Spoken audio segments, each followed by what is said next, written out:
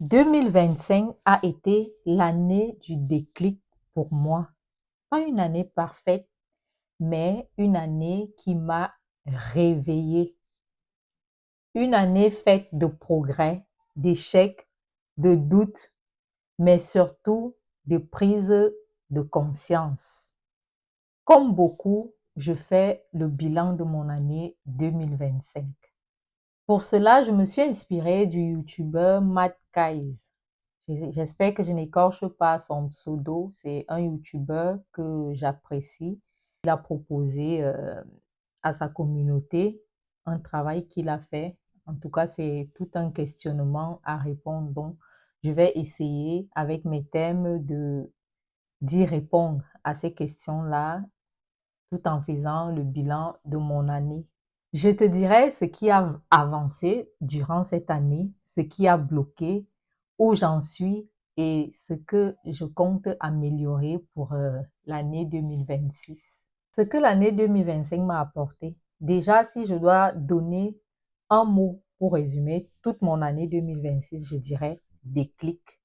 Pourquoi déclic? Parce que j'avais l'impression d'avoir une vie totalement routinière, dans le sens où j'ai un travail, j'allais à mon boulot, je rentrais de mon travail, je dormais parce que je travaille de nuit, je dormais, ensuite je me réveillais pour m'occuper de ma famille, de mes enfants, et je repartais au travail.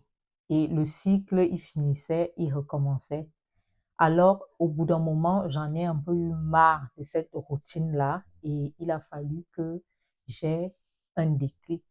À partir de ce déclic-là, je me suis dit, il va falloir que les choses changent. Je ne peux pas continuer comme ça. J'ai besoin de beaucoup d'autres choses dans ma vie. Quel est le moment qui a le plus marqué mon année 2025? Le moment qui a le plus marqué mon année 2025, c'est l'entrée en maternelle de mon garçon, Thiago. Il s'appelle Thiago. Alors, Thiago, il est entré pour la première fois à l'école cette année et ça a été un moment des plus marquants. On l'a accompagné à l'école. Je ne savais pas comment ça allait se passer. Je ne savais pas si j'allais pleurer, si j'allais être émue ou alors si les choses allaient bien se passer. En tout cas, je peux vous dire que son entrée à l'école s'est bien passée. Il est entré à l'école, il n'était pas encore tout à fait propre. Donc, j'étais un peu stressée. Je ne savais pas comment ça allait se passer et tout. Mais globalement, ça s'est bien passé. Et pour vous dire, moi qui me disais au départ, oh, je ne serai pas émue, je ne vais pas pleurer. J'étais très émue, vraiment. Mais bon, ça a totalement changé quelque chose en moi ce jour-là. J'ai été émue et je me suis dit, mon petit garçon qui va à l'école, il a grandi, quoi. Franchement, c'était des bons. J'en garde que des bons souvenirs. Dans la même lancée, si je dois répondre à la question, de quoi suis-je le plus fière durant cette année 2025. Ce dont je suis le plus fière, ce sont mes enfants. Je suis maman de 3 merveilleux enfants et je suis fière de mes enfants, des jumelles et un petit garçon. Et honnêtement, ils font mon bonheur au quotidien. Même si il y a la fatigue, franchement, c'est un bonheur énorme. Et les filles, étant donné qu'elles ont 8 ans et grandissent, ça passe tellement vite. Et j'ai remarqué que elles sont devenues une aide pour moi. Il y a des choses que je n'ai plus besoin de faire parce que les filles, elles apprennent vraiment à faire beaucoup de choses au quotidien et ça me réjouit.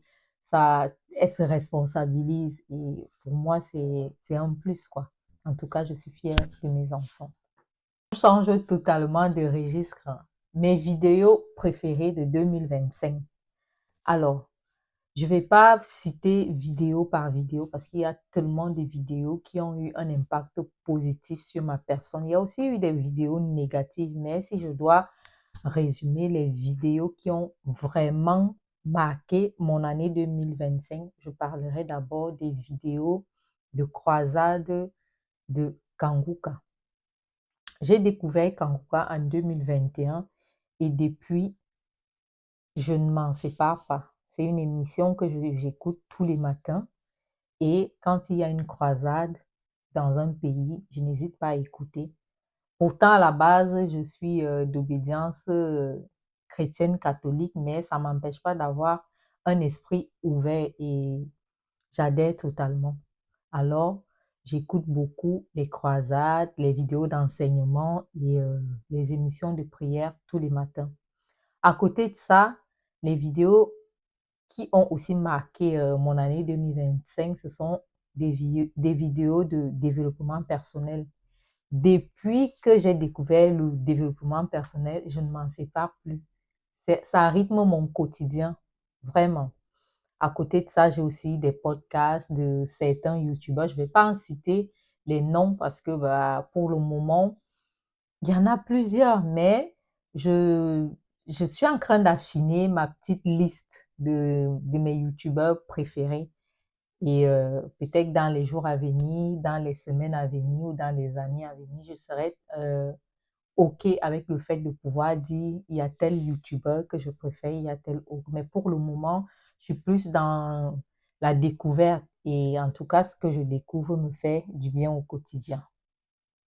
Comment je me retrouve à me lancer à corps perdu dans des vidéos de développement personnel? Pour la petite histoire, il y a une amie à moi qui m'a proposé de me lancer dans une nouvelle activité, un nouveau business qu'elle avait découvert. Je n'ai même pas eu le temps de réfléchir, étant donné que la vie est devenue très compliquée, en tout cas niveau financier. Je me suis dit, bah, lance-toi. Et je me suis lancée dans cette aventure. Et il s'agit du marketing relationnel, je dis développement, pardon, du marketing relationnel. Je me suis lancée dans cette nouvelle aventure qu'est le marketing relationnel. C'est en me lançant dans cette aventure-là que j'ai fait la découverte du développement personnel. Donc, ça a été ma découverte de l'année parce que cette découverte-là, elle a ouvert toutes les autres portes en fait. Je me suis remise à la lecture. J'achète désormais des livres. Je passe mon temps à lire, à lire, à lire et à lire. Et ça me fait du bien au quotidien. Je suis passionnée de voyage aussi. Donc, je dirais que à côté de mes multiples lectures, j'ai voyagé, hein, beaucoup plus en France. Pendant les vacances, on a l'habitude de choisir une région ou un endroit en France pour aller en vacances. Mais cette année 2025, j'ai eu le privilège d'aller en Espagne et ça a été une belle découverte aussi. Un pays riche en infrastructures, en nourriture, en beaucoup de choses. Même si le voyage a été court, j'ai beaucoup apprécié. C'est un voyage de plus dans ma liste de pays à découvrir, hein. Je pense pas que ce soit mon dernier voyage en Espagne. J'irai à nouveau en Espagne parce que j'ai beaucoup aimé.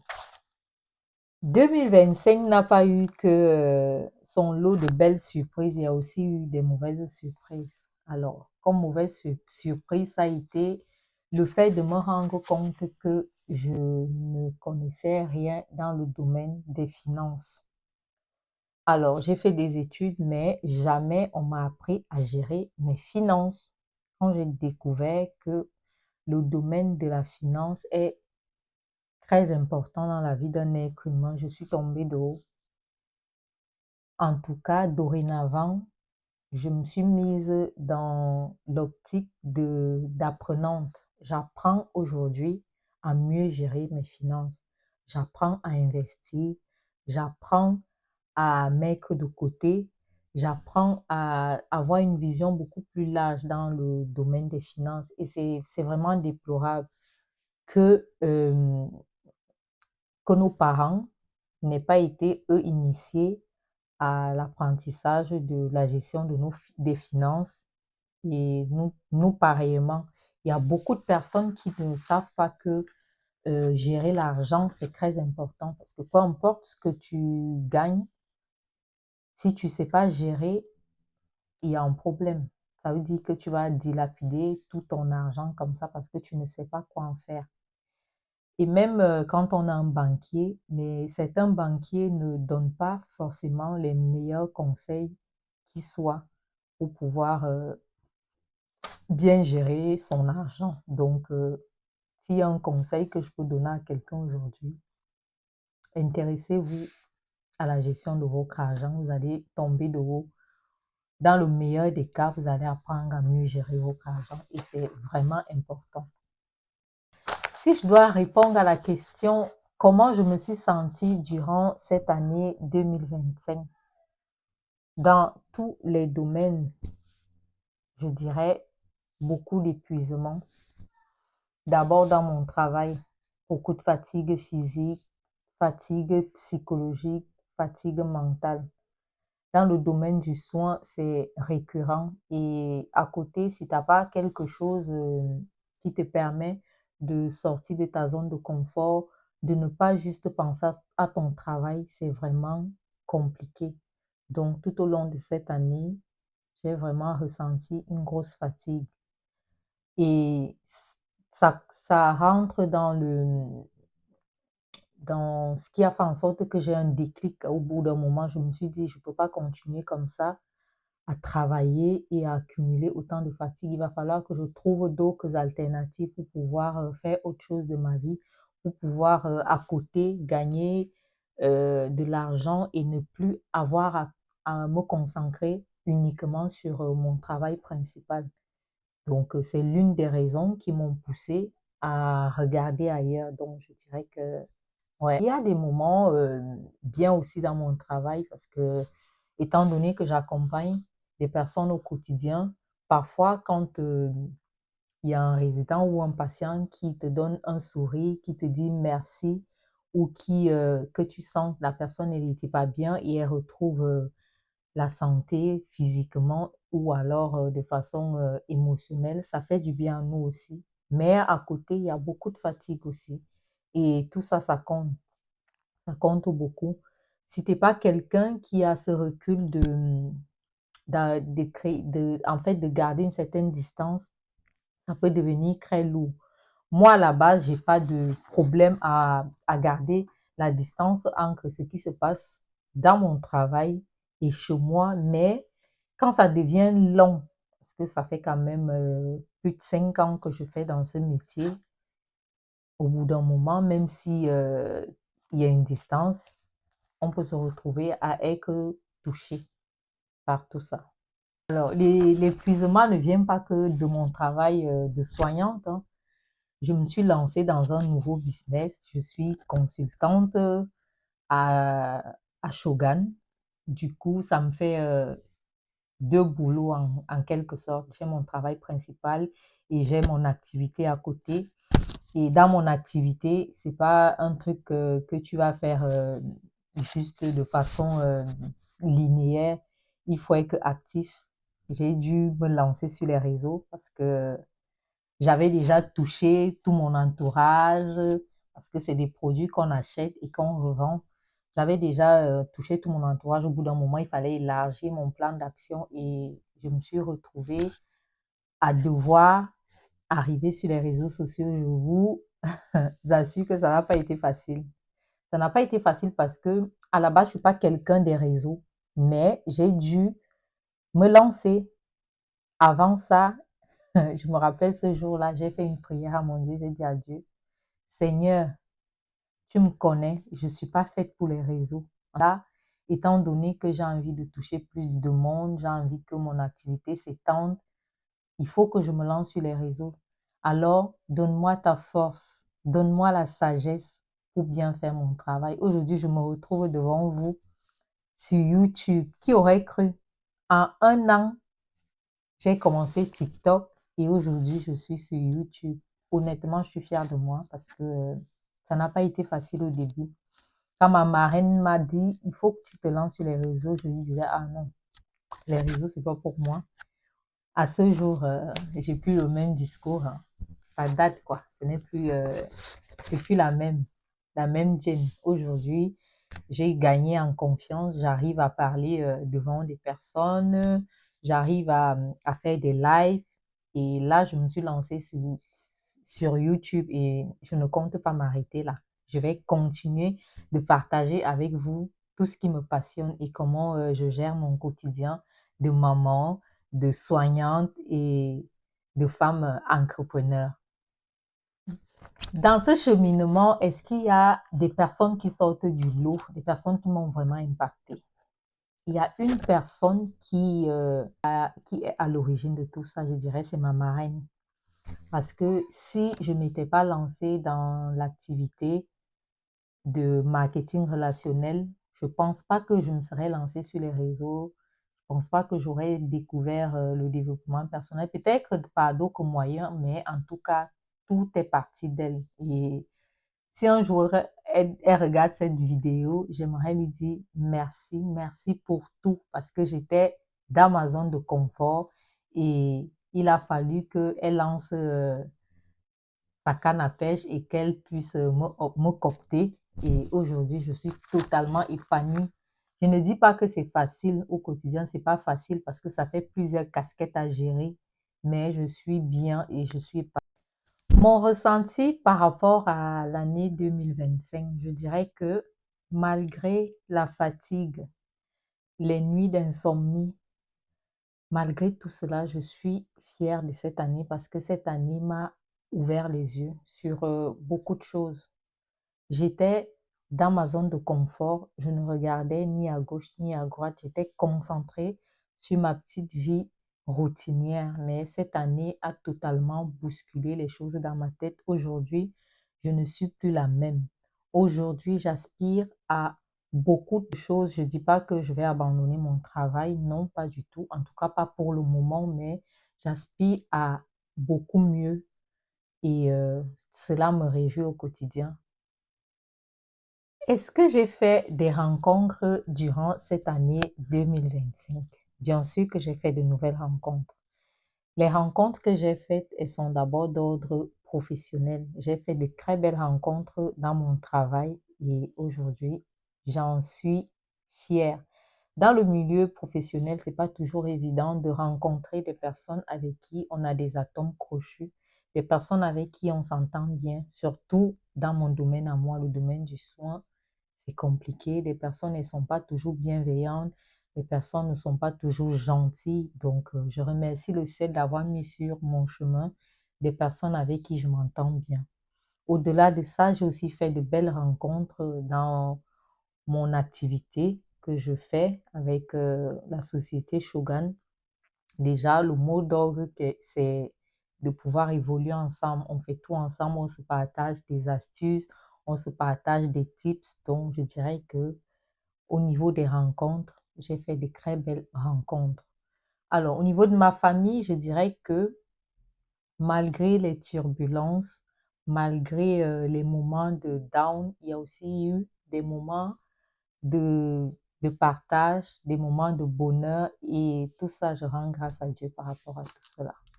Les promesses que je me suis faites pour l'année 2026.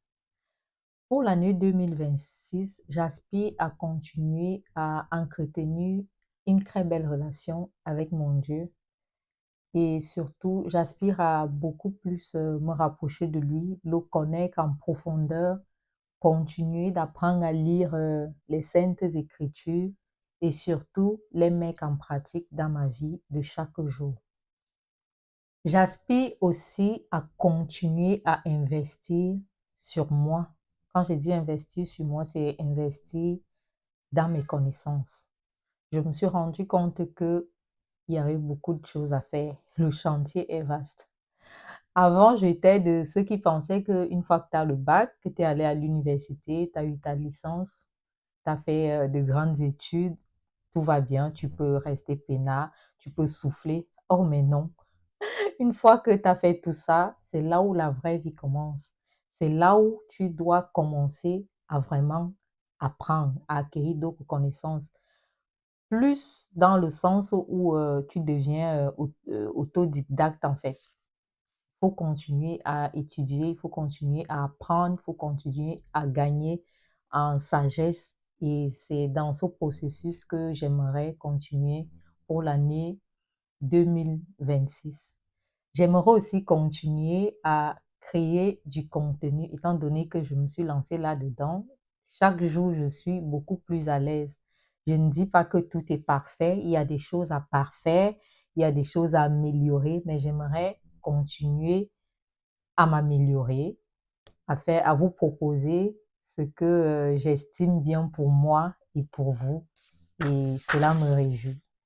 Je voudrais aussi pour cette année 2026 me mettre en priorité, c'est-à-dire prendre soin de ma santé physique, mentale, c'est important. J'ai accumulé beaucoup de fatigue durant l'année 2026.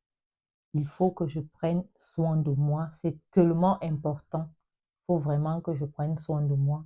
Si je ne suis pas en forme, je ne vais pas pouvoir réaliser tous ces rêves qui crôlent dans ma tête, dans mon esprit. Il faut vraiment que je prenne soin de moi. Pour finir, je dirais que durant l'année 2026, je travaillerai sur mes limites parce qu'il est important de savoir mettre des limites dans sa vie.